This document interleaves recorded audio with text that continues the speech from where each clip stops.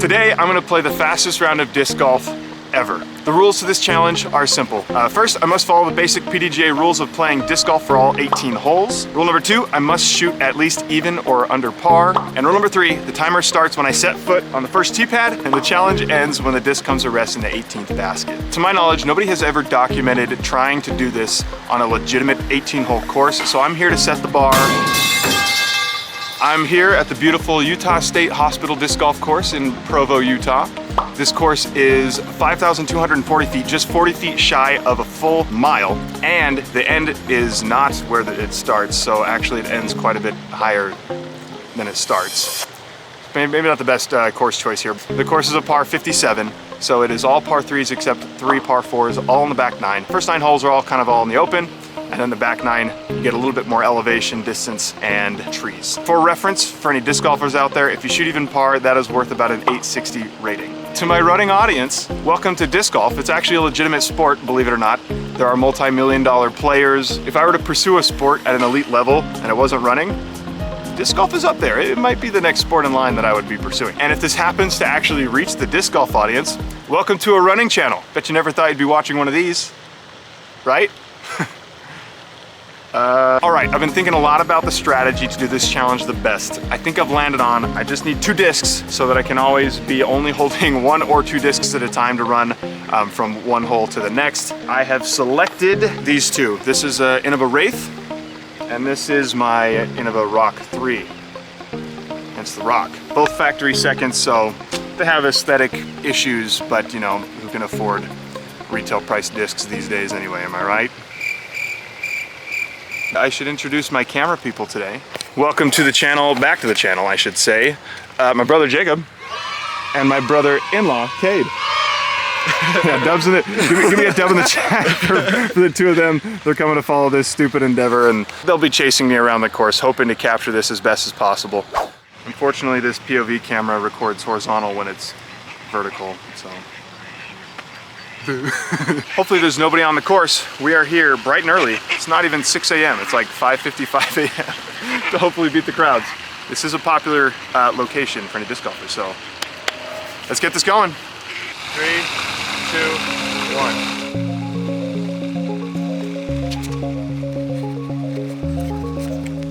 And we are off. How long do you think it's going to take me to complete this course? Keeping in mind that it is uphill, well over a mile, and I'm going to have to stop 50 plus times. I told Jacob before I started that I thought I could do it under 10 minutes. He said I was crazy and that he would be impressed if I could do it under 15 minutes. So what do you think? Alright, right off the bat here, I hit a tree on the first hole and then sent it long past the basket trying to make it. I immediately realized it was really bad to overshoot the hole because it meant that I had to run extra distance to make the putt and then get to the next hole. So I made a mental note moving forward, I should always approach short of the basket if possible. Oh, gosh, it's so wet.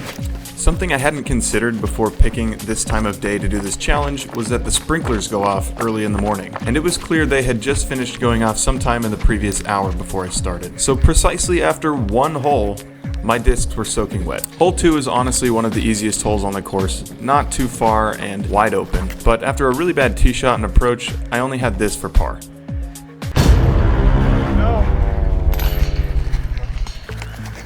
So yeah, that wasn't good. I should not be bogeying this early into the challenge. And immediately I have one of the longest holes, 326 feet, uphill, probably plays closer to 370 feet. And there's the out of bounds road running all along the right side. So thankfully I had a good tee shot, got way up the fairway, got it in bounds, and I just really want to make a comfortable par to get back on the right track here. And I also have to admit that this is the first time that I noticed that my legs were actually kind of on fire from the running in between holes.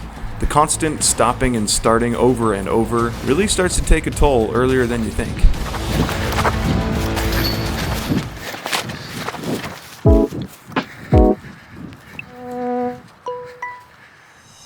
You might be wondering why I was taking so much time there on the tee pad.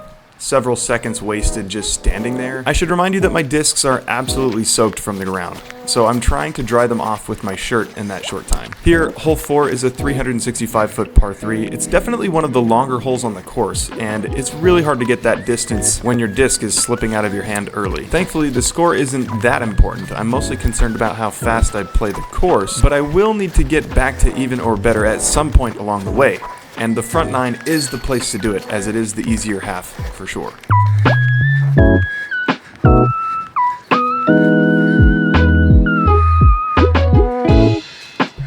And this is becoming a common theme, but this disc slipped straight up in the air, really short left. I'm really struggling to figure out how to throw these really wet discs, but it's okay. Again, I can just run through it if I need to. I just have a short approach and a tap in for par.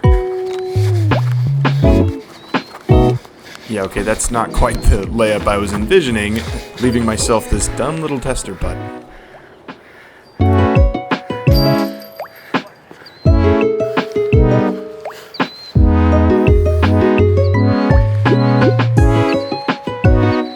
At this point, it feels almost futile trying to dry my discs. Now my shirt is soaking wet too.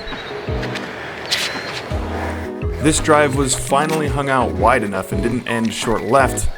It was a bit short right, but I did still at least have a chance to get back to even par with a long putt here. Now you might be wondering, how did you train for this type of a challenge? Well, recently I've been running kind of a lot. I've been running on average about 100-mile weeks for the last 5 to 6 weeks as I'm preparing for Grandma's Marathon coming up in June. So my endurance for this challenge is something I am absolutely not worried about at all. As my disc golf preparation goes, this is my first round in about 8 months, so I think that there's a lot to be desired with my actual playing. So high! Let's give some quick attention to the total time. I am just over 4 minutes now in the middle of hole 7, which means I am just behind pace to hit that 10-minute mark that I had previously mentioned. Which makes me think that had the conditions been better and I practiced a little bit, that I could be on pace for 10 minutes. Anyway, this is becoming a really common theme. Tee shot short left, quick approach, tap in par, move on to the next hole. Which is totally fine given that this is a speed challenge. Pars are great as long as I get back to even par or better before the end of the round. Now you might also be wondering, how fast am I running between these shots? Here I'll flash up a quick screenshot of my Strava GPS tracking of the activity. You'll actually see that in between the throws I am typically getting down to 5-minute or under per mile pace. Honestly, one of the more frustrating things is just how short of distance I get to run from one spot to the other.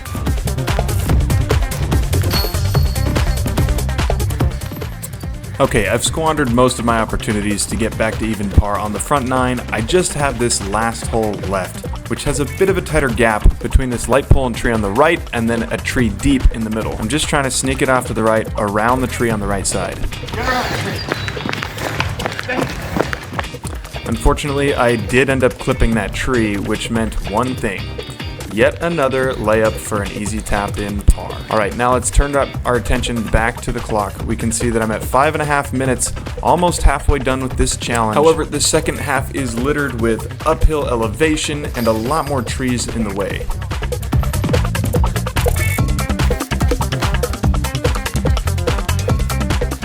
Entering the back half of the course, we hit our first par 4, 440 feet slightly uphill. A good tee shot goes just past where that car is into the landing zone. And if you land in a good spot, the upshot's really quite easy. Okay, to be honest, I'm not actually sure how to play this creek hazard out of bounds. I'm just gonna call it in bounds for this challenge, but I guess that's up for debate. As I approached the lie, I saw that the disc was kind of half on the rocks, halfway, almost touching the creek. So I had to mark my lie a little bit in front and then do a bit of a staggered stance to be able to squeeze a forehand out of here. Honestly, not the best throw, but I got super lucky hitting the next tee post, which stopped the disc from going too far past the basket, landing just about 25 feet away. And I'm left with this for my first and slightly controversial birdie of the round.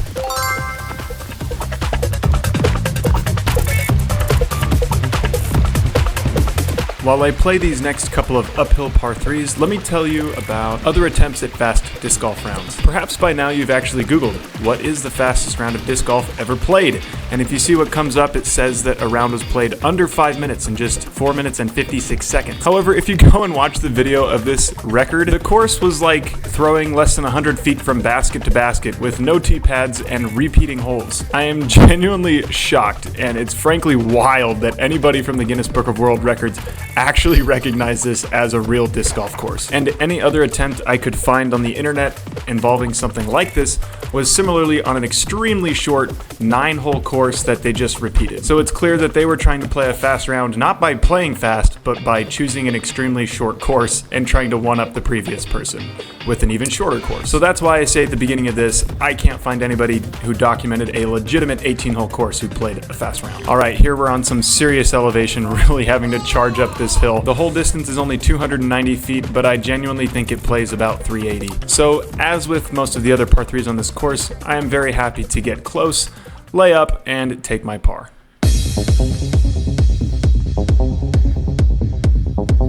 And as I tap that par in, I am now approaching some of the shortest holes on the course with a bit more technicality. And as I get close to the finish, let's take a quick look at the clock. You'll see I'm just over 8 minutes at 2/3 of the way through the course. So can I break 12 minutes? That's kind of the mark I'm shooting for at this point. Hole 13 is technically a par 4, but it's only about a 200-foot tunnel shot up to about a 60-foot upshot dogleg straight right. And I totally yoinked this up into the trees, but got pretty lucky that it actually fell in the middle of the fairway and had a small gap to get it up to the basket.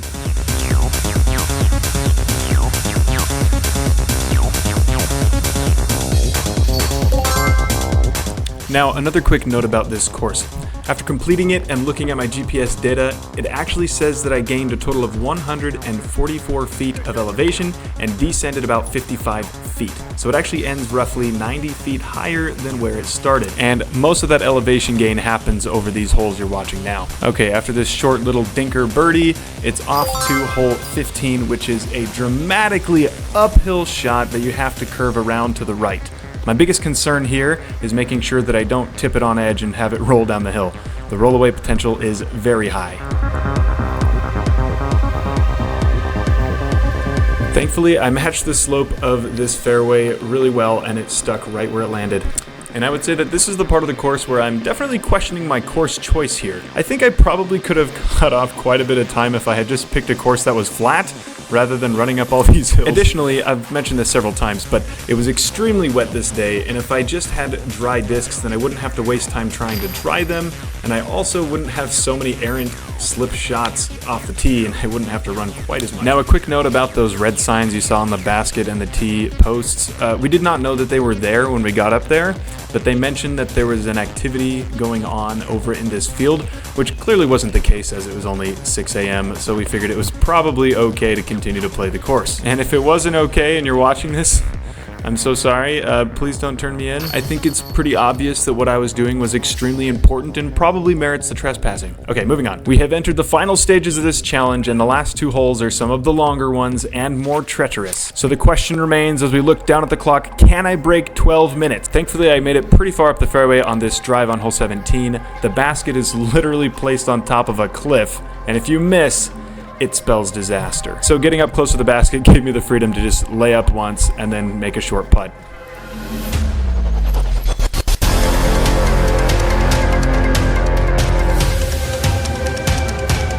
Okay, that little short par putt was actually terrifying with the slope behind, but making that was really clutch in the moment, because now I can afford up to a double bogey on this final par 4 hole to close out this challenge. Unfortunately, this tee shot only went like 200 feet short left, so I still had 250 feet to get up and down to complete this challenge in under 12 minutes, thus proving that in fact it is possible to play an entire 18-hole course faster than it takes 1 card on the Pro Tour to play even 1 hole. It can be done, people. I'm looking at you, Gannon Burr. And this final upshot to close out the challenge, can I get it close? And I'm sprinting as hard as I can at this point. It's everything I have to get this done as quickly as possible.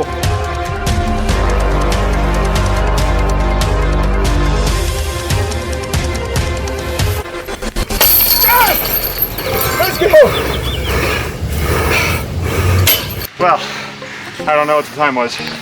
Distance was 1.3 miles, 8:52 per mile pace. Unofficial time, 11:34.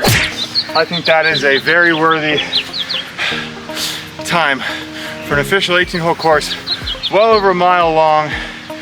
Oh gosh, full 18 holes with tee pads and all. Oh my gosh, I'm actually so tired. So proud that I still shot under par because I was genuinely worried. I think I bogeyed hole 2 and I didn't get back to even until hole 10. Let me know down in the comments, did you like this kind of video? Was this stupid or silly? You think you could do better? How good do you think you could do it at a course like this? Let me know in the comments. Thanks so much for watching, and catch you in the next one.